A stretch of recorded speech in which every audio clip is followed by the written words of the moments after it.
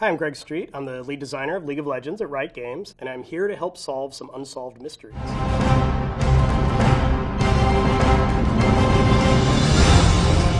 How many times are you going to have to rework Ryze before he's balanced and fun to play? Honestly, the answer is as many as it takes. We're not proud of the fact that we've had to rework Ryze so many times. That's on us. We have not been able to find the right way to keep him as the super powerful mage that can do crazy spells that really change the course of the game, and still have him be accessible to, mere mortal players without having him dominate pro play. We don't have any immediate plans to change Ryze. His latest iteration seems like it's in pretty good shape, but, if it's not, we'll have to take another swing at it, and I will apologize when we do so. As the game has evolved, Riot has done a lot more champion reworks. Which one has worked particularly well, which one has not? Overall, I think our champion reworks have been pretty successful. As a player, I really enjoy the Fiora update, where we made her feel a little more like she had to actually, she's a fencer, she's supposed to actually outduel the champions she runs into.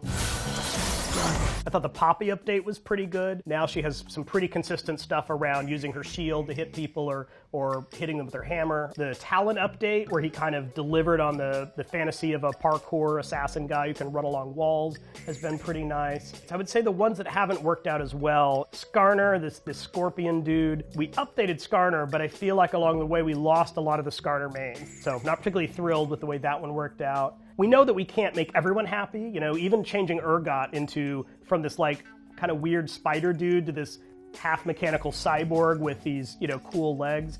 Even then, I know that we lost some people what they loved about this champion. We'll never make it to where 100% of mains come over to the update. We just want to keep enough of them, and we want players to say yeah, I still recognize that as the champion that I've spent so many games with. One big mystery is that the people want ARURF a lot more often. Why do you only break that out once or twice a year?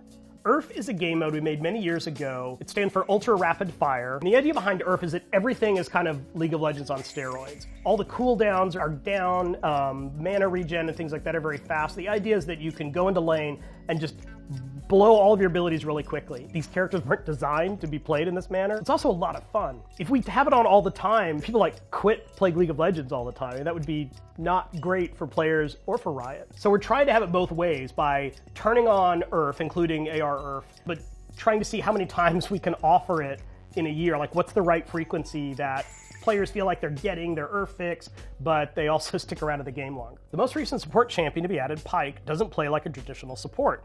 Our more hybrid hero is part of the plan as the game continues to evolve. Traditionally, supports have not always had a ton of agency in the game. They couldn't earn gold the way other players were doing because they're not getting a lot of champion kills. Pyke is an experiment to say, look, much like Bard we made a few years ago, can we have a support champion that plays in a really different way and doesn't just stay in lane, kind of babysitting the marksman, but can get out and roam a little bit?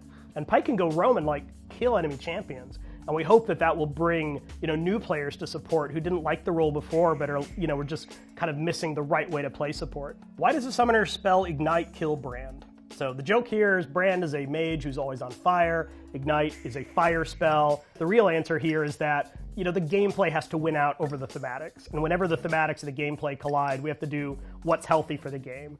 If we thought it made sense that Brand was immune to Ignite, we could go that route, but I think it would probably end up being more confusing to have Ignite work on some champions and not others.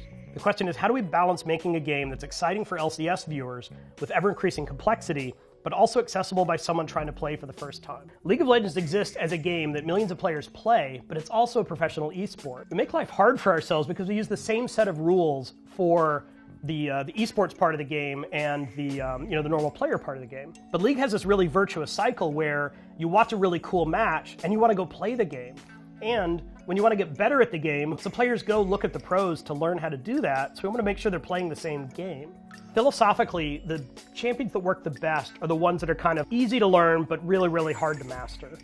We call that skill floors and skill ceiling. Even if you played 500 games with a champion, you still learn things you can do differently.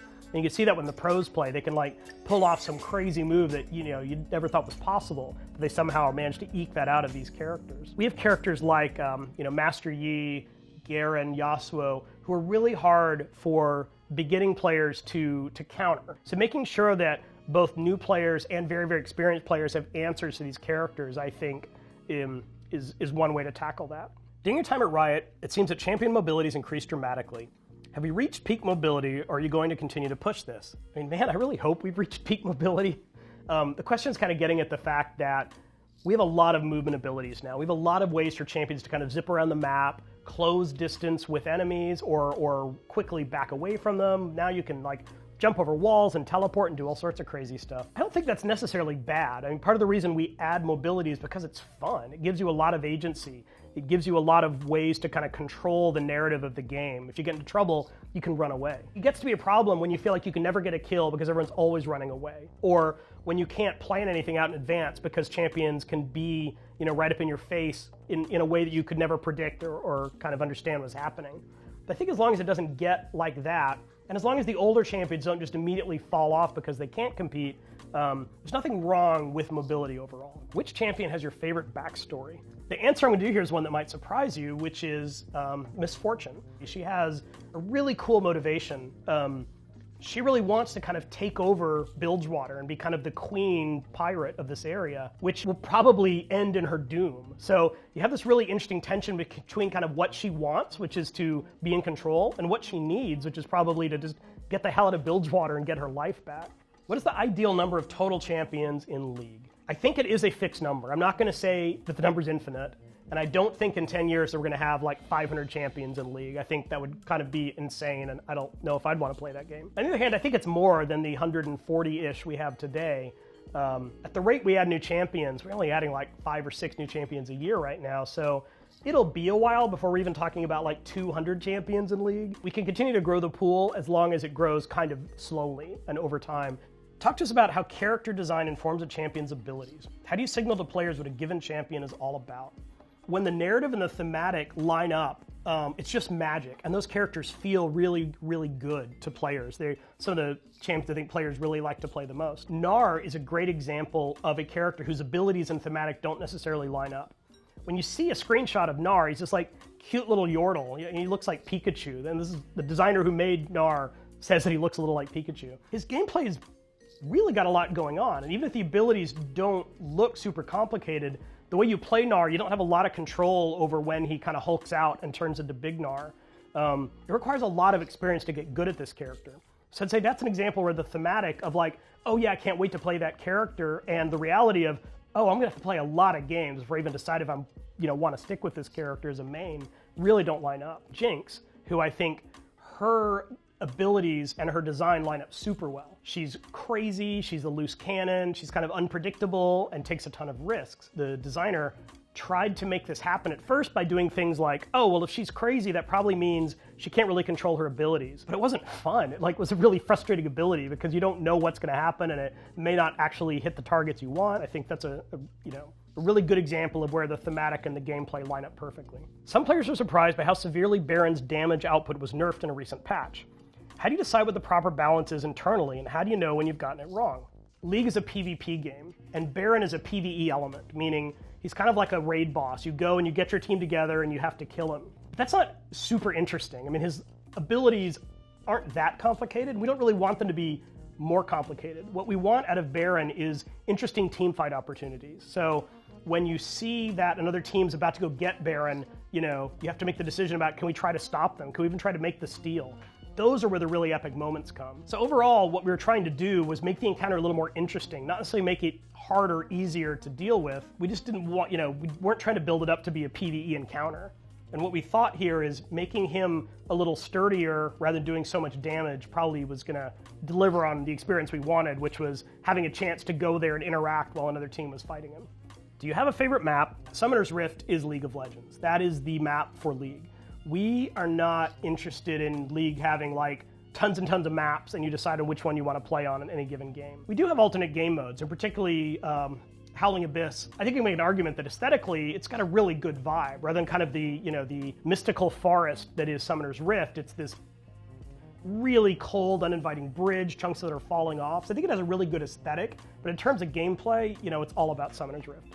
How long will you typically playtest a change to the game before it goes live? For something really dramatic like runes, or like the Clash feature, or like the upcoming rank changes, we playtest it a lot because this is the kind of thing you don't want to get wrong. I mean, these could mess up the game if we're kind of cavalier. If we're doing the mythical kind of plus or minus 5 AD, we definitely will still play test it to try to make sure the change does what we want. But we know that that testing is going to be nothing compared to the millions of games that get played as soon as the change goes live. So we don't just give the entire burden to players to solve, but we do understand the reality that the sample size we're going to get when a change goes live is much, much larger than anything we can recreate internally. If we do something like we did a few years ago where we try to change the way queuing works, which we did with dynamic queue, and it doesn't land well, that's much harder to fix. It's not the kind of thing we can just, push a data change and have every player pick it up right away. So hopefully we have solved some of your unsolved mysteries, and we look forward to you unsolving some more mysteries for us to then solve and have the cycle continue. Thanks a lot.